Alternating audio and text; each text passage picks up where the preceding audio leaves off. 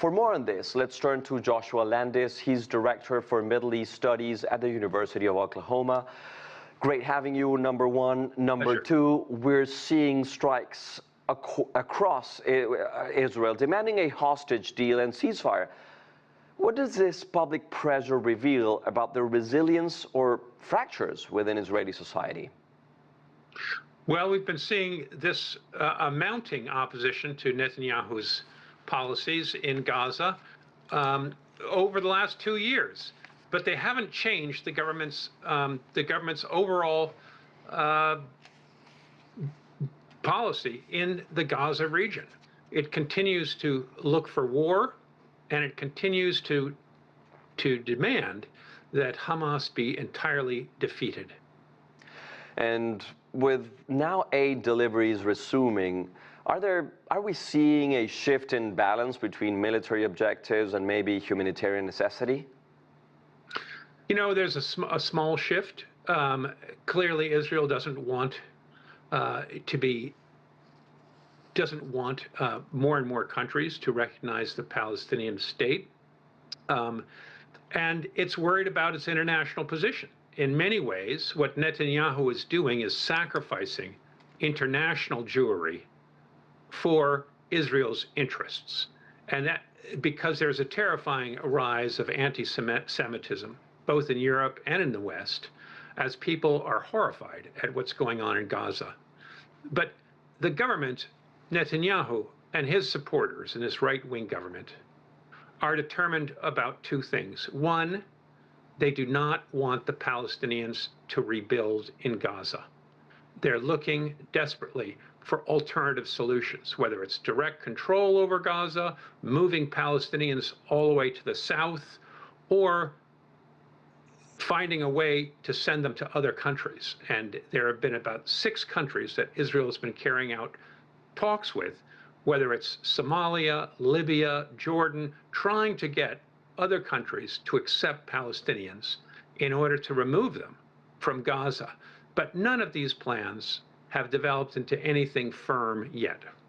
And Joshua, with so much changes and conversations, do you feel that Israel's strategic goals have changed?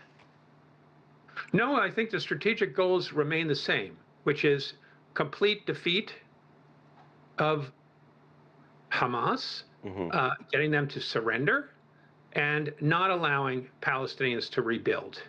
Those are I think, the minimum requirements that Netanyahu needs in order to preserve the integrity of his government.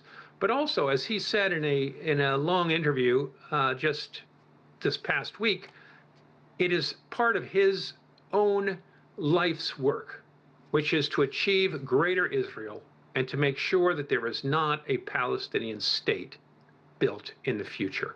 And those depend on not allowing the Gazans to rebuild and to finding some alternative solution for the Palestinians.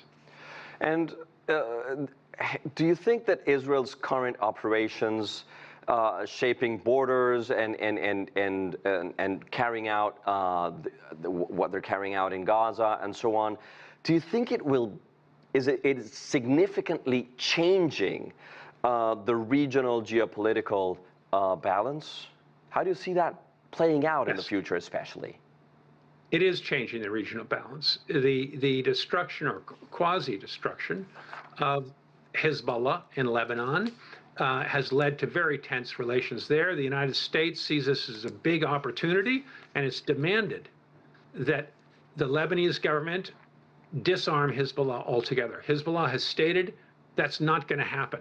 And right now, daggers are drawn in Lebanon, and it could push Lebanon towards, some people fear, towards another round of civil war. In Syria, also, there's tremendous pressure on the new Shara government, which has come to power in no small measure because of Israel's destruction of Hezbollah and bombing of Iran, the two partners that helped keep Assad in power.